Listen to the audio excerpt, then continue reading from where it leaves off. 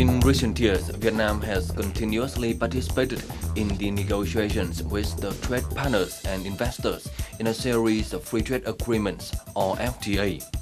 In particular, the FTA negotiations with the EU is one of the top priorities of the Vietnamese government. EU is currently the second largest trading partner of Vietnam. Meanwhile, Vietnam is the 32nd among the largest trading partners of Europe. EU investors were present at the most important economic sectors of Vietnam, most concentrated in the industrial, construction and service sectors. The negotiations of the free trade agreements between the two sides was launched in June 2012 and is expected to end during this year.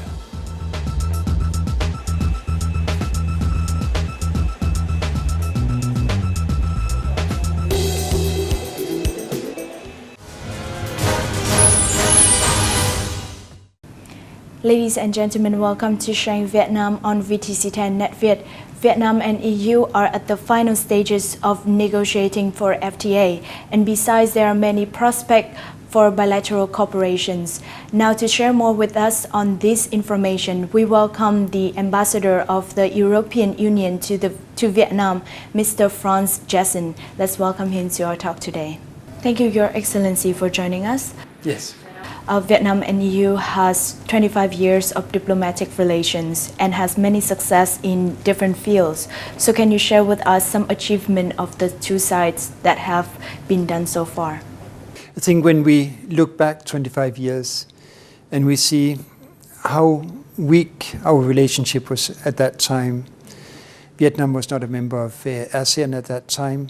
Vietnam was still relatively quiet on the global scene.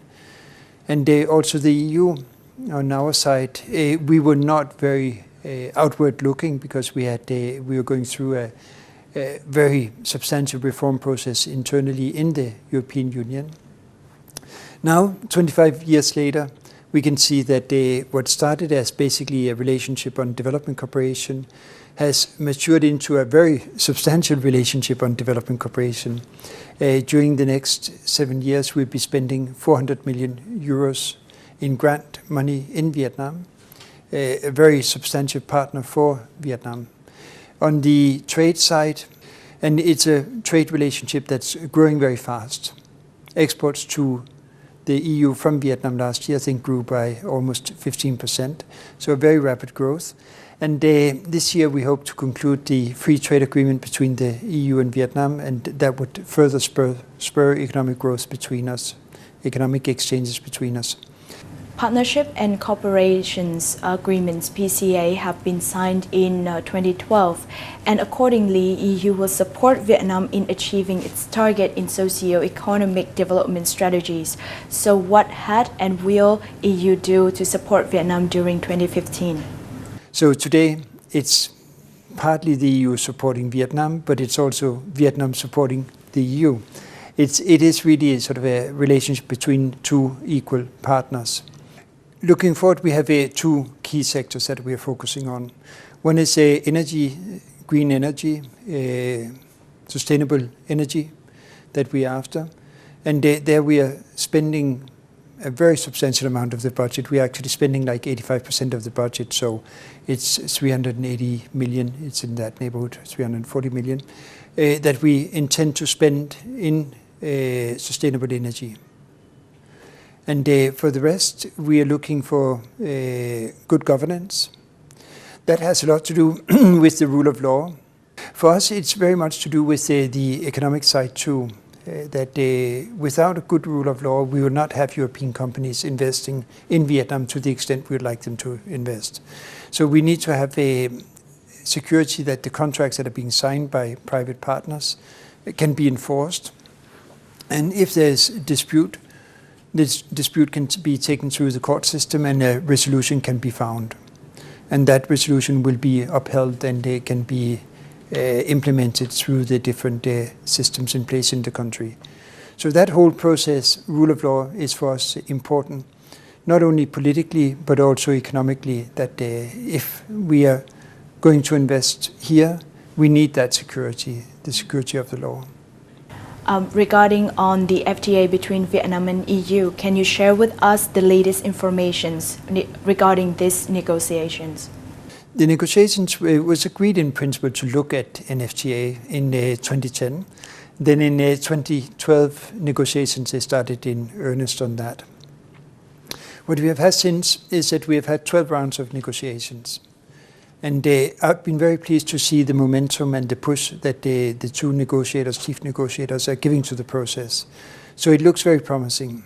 They were here, they had a round with, I think, almost 30 negotiators from Brussels came 3 weeks ago to Vietnam. And they had a very fruitful discussion here.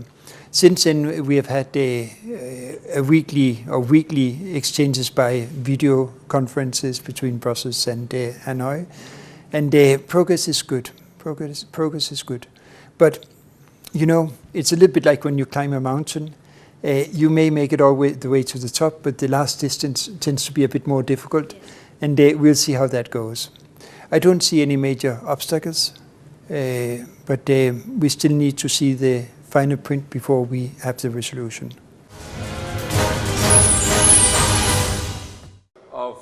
The third negotiation of Vietnam-European Union Free Trade Agreement (EVFTA) took place late March in Hanoi. In this session, the negotiations in all existing problems have made significant progress, especially regarding the contents that Vietnam and the EU could have various benefits.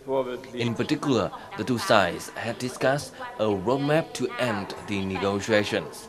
On this occasion, EU parliamentarians are optimistic in promising success in EVFTA. Now, as Mr. Chairman has already said, we are entering the final phase of negotiations. Of course, there are still some leftovers, some sensitive issues on both sides, EU side and Vietnamese side as well. I have full trust into negotiators, and I do believe that we'll be able to conclude negotiations very soon. Of course, that's a principle of market economic system, that the currency is built up of a real relation to other currencies, not built on state influence or fixed exchange rate. And I'm totally convinced that with more investment inside the European Union and a recovery, the situation will change soon. One of the conditions for EVFTA to be passed easily, that is for EU to recognize Vietnam as a market economy. Currently, according to the Ministry of Industry and Trade of Vietnam, it is recognized by only 45 countries in the world, but the European experts recommended Vietnam to put more effort in ensuring the rights and responsibilities of the state and the private sector. That is an important criterion for the country to become a market economy. As the second largest trading partner of Vietnam in the world, in 2014, total two-way trade between Vietnam and the EU reached more than $36.8 billion, an increase of 9% compared to 2013. In particular, exports to EU reached nearly $28 billion, and imports from the EU reached nearly $9 billion.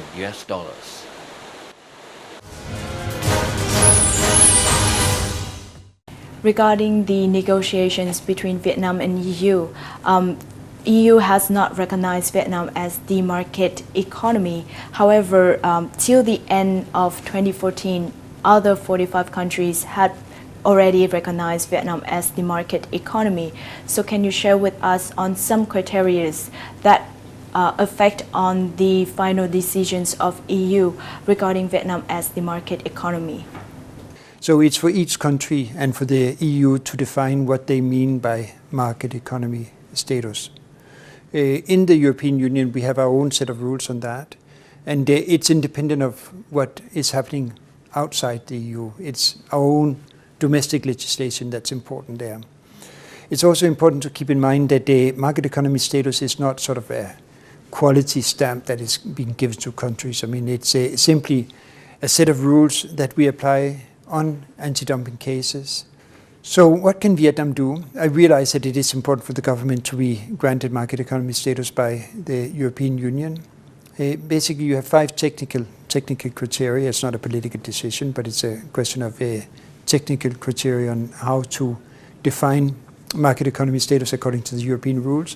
It goes into state interference in the economy. It goes into bankruptcy laws, and so on. It goes into price control, that type of issue. And what Vietnam can do is very, very evident.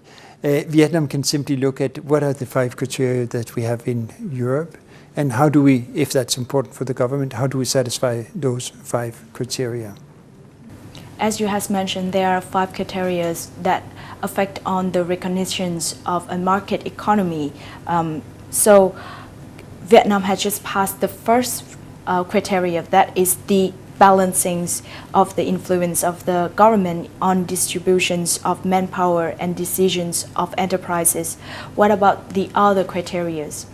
What could the government of Vietnam do in order to pass the other criteria in the 5 criteria of recognizing a market economy? That is going on in a working group between the Ministry of Industry and Trade and DG Trade in Brussels. And what they do is that they exchange very lengthy reports about how we look at the Vietnamese economy, and we get then responses from MOIT, how they perceive the way we look at the Vietnamese economy. So, as I said, for example, bankruptcy law is a very relatively clear example that in a market economy, according to the EU definition, we need to have clear bankruptcy laws. That means that if a company goes bankrupt, there's a set of rules on how to deal with that situation. Okay, that would be one example where we are looking for a great amount of clarity in Vietnam.